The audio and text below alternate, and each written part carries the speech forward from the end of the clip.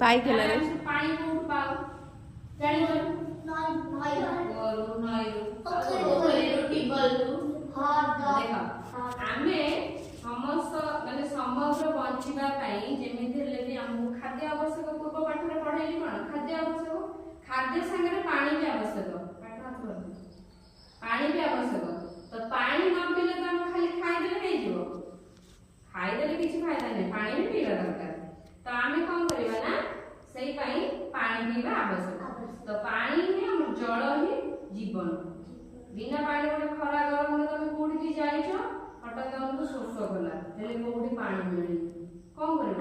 ସେ ଲୋକଟି ଛଟପଟ ହେଇକି ମରିଛି ନା ନାହିଁ? ଅତ୍ୟଧିକ ପାଣିଟା ଯଦି ନଥିବ ତାହେଲେ ସେ ଲୋକଟା ବି ବଞ୍ଚି ପାରିବନି।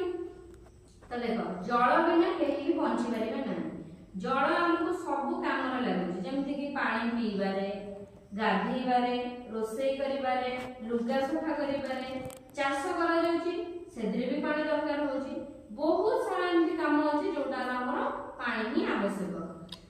ସେଟା ଅତ୍ୟଧିକ ଆବଶ୍ୟକ କଣ? ନିଆଁ ଲିଭିବାରେ ଦେଖିଛ ନା ପାଣି ଦରକାର ହୁଏ?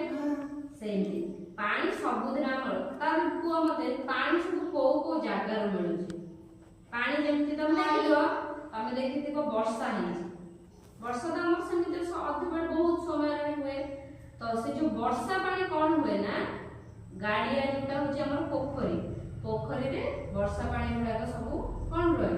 ସେଠି ପୁରା ରହେ, ଜମିକି ରହେ, ପୋଖରୀରେ ରୁହେ, ନଈରେ ରୁହେ, ହେଲା, କୂଅରେ ରୁହେ, ଏସବୁ ଜାଗାରେ କଣ ହୁଏ? ଜମିକି ରୁହେ।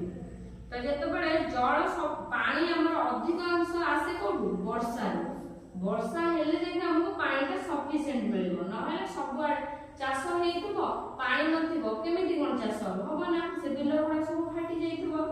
ତ ବର୍ଷା ଜଳ ନଦୀ, ହ୍ରଦ, କୂଅ, ପୋଖରୀ, ଗାଡିଆରେ ସବୁ ଜମା ହେଇଥାଏ। ତମେ ମତେ କୁହ ପାଣିଟା ଅଧିକାଂଶ କୋଉ ଜାଗାରେ ରହିଥାଏ? ମାଟି ତଳେ।